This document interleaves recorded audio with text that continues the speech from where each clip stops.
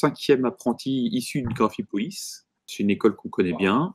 On évolue, nous, et on avait besoin aussi d'apprendre de nouvelles choses. Et comment les apprendre? C'était pas forcément par nous aller en formation, mais aussi en recevant des jeunes qui apportent quelque chose de nouveau et qui nous faisaient voir d'autres choses, notamment avec nos 2 apprentis là qu'on a cette année, qui ont commencé à travailler sur la réalité augmentée en cours et qui nous apportent ça chez nous et donc on essaye de développer avec eux. Déjà parce qu'on a eu des candidatures issues d'élèves qui étaient inscrits à Graphipolis ou disons qui cherchaient un stage pour pouvoir entrer à Graphipolis. Déjà, bon, ça c'est un point. On a des anciens Graphipolis qui connaissent donc bien l'établissement, les formations. Et puis il y a une réputation aussi de Graphipolis qui est connue d'un petit peu tout le monde. Et on sait bien que les élèves à Graphipolis, ils ont un niveau. Alors déjà qu'il ait une idée bien précise de ce qu'il cherche lui. Donc s'il veut il veut faire de la création, mais qu'il postule pour un poste en exé, ça va pas le faire. Parce qu'il va s'ennuyer, il va lâcher et on ne pourra pas forcément compter sur lui.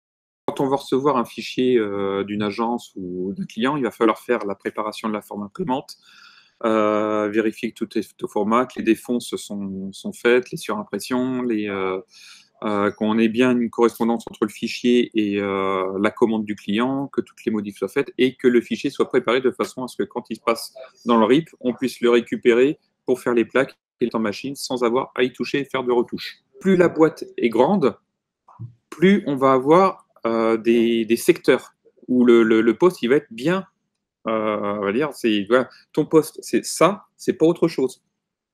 Que quand la boîte est plus petite, on a tendance à, tu prends la commande et puis tu la fais de A à Z. Donc, faut aussi savoir où il va, ce qu'il veut faire, avoir un apprenti qui va connaître la chaîne graphique, qui sait de quoi il va parler quand il va fabriquer, quand il va créer son fichier numérique, c'est un must, quoi. Pour lui et pour les autres derrière, et puis il sait que ce qu'il va créer, c'est réalisable. Il y a d'ailleurs un conseil que je donnerais à tous les graphistes, c'est de se mettre en relation avec des imprimeurs pour savoir si ce qu'ils vont créer, c'est faisable ou pas. Donc, je vais lui apprendre ce que je fais, je vais apprendre ma méthode, qui n'est pas forcément celle d'un autre.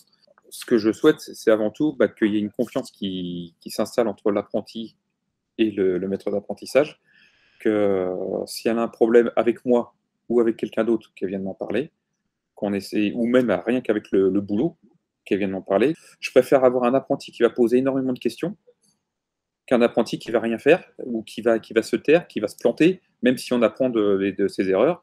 De base, l'apprenti sera traité comme n'importe quel autre employé.